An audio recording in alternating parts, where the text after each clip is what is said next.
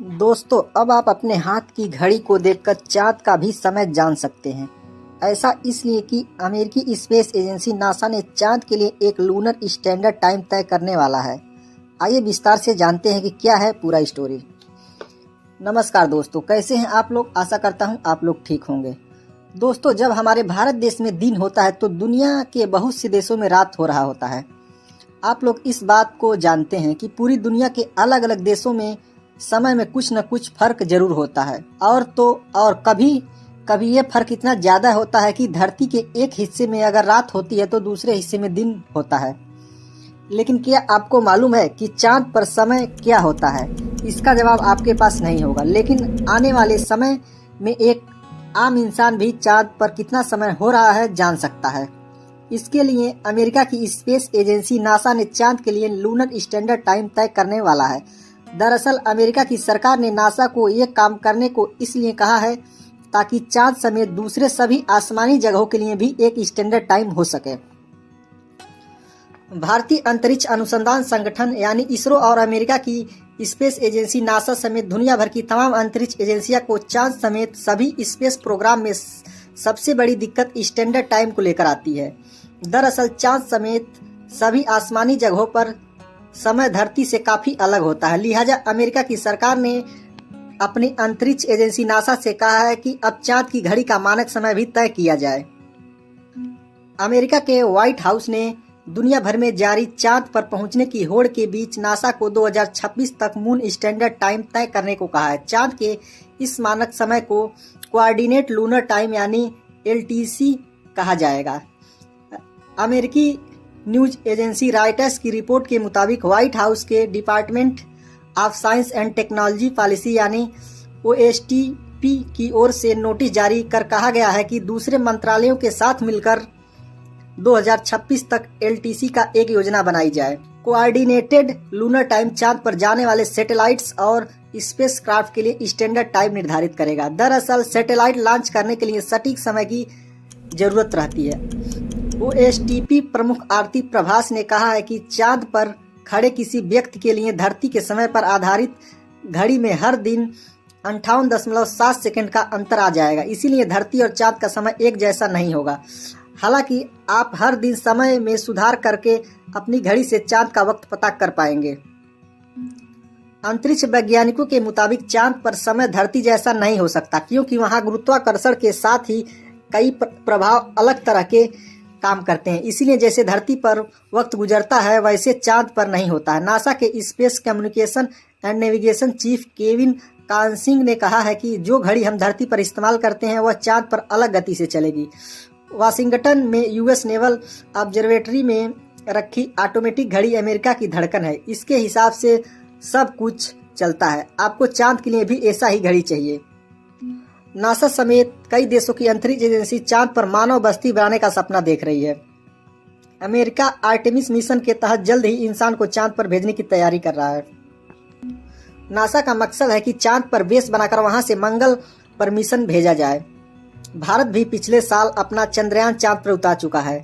ओएसटीपी के एक अधिकारी ने कहा है कि स्टैंडर्ड टाइम के बिना अंतरिक्ष यानों के बीच डाटा का लेन देन और धरती चांद का चक्कर लगाने में सैटेलाइट्स और एस्ट्रोनॉट के बीच संवाद मुश्किल हो सकता है।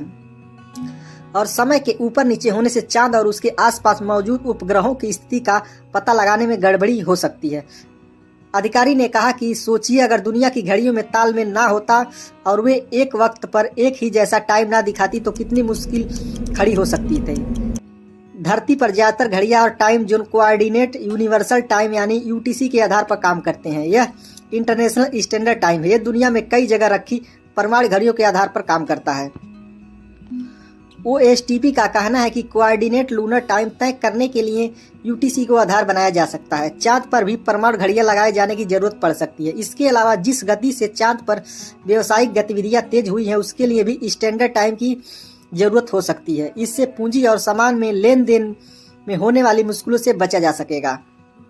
वहीं यूरोपीय अंतरिक्ष एजेंसी के अधिकारियों का कहना है कि मून टाइम की गणना करने की राह में अभी कुछ अहम बाधाएं आ रही हैं। सबसे पहले अभी यही स्पष्ट नहीं है कि मून टाइम की स्थापना और रखरखाव के लिए एक अंतरिक्ष एजेंसी को जिम्मेदार होना चाहिए या नहीं। दूसरा, अगर एक नया टाइम जोन बनाया जाए तो क्या उसे धरती के समय के मुताबिक रखा जाना चाहिए या पूरी तरह से अलग टाइम जोन के तौर पर इस्तेमाल किया जाना चाहिए। इस बारे में भी काफ़ी अहम बहस होती है कि मून टाइम कीपिंग का पता कैसे लगाया जाए। चंद्रमा पर घड़ियां प्रतिदिन लगभग 56 माइक्रो सेकेंड हासिल करती है।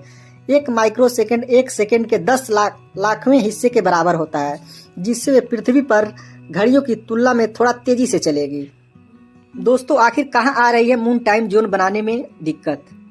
घड़ी की रफ्तार चंद्रमा पर हर क्षेत्र में अलग होता है। इसका सीधा मतलब है कि चंद्रमा और उसकी कक्षा में घड़ी समान गति से नहीं चलेगी।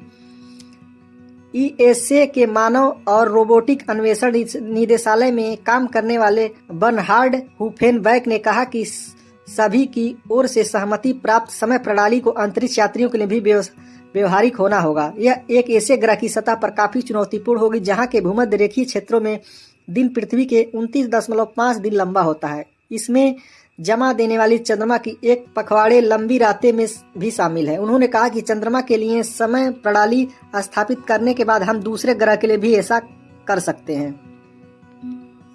दोस्तों, मून टाइम जोन स्थापित होने के बाद अंतरिक्ष यात्रियों और ग्राउंड कंट्रोलर्स को चंद्रमा पर समय बताने में मदद मिलेगी। वहीं ये अंतरिक्ष में स्टैंडर्ड टाइम कीपिंग के जरिए मार्गदर्शन और नेविगेशन में भी उपयोग साबित होगा।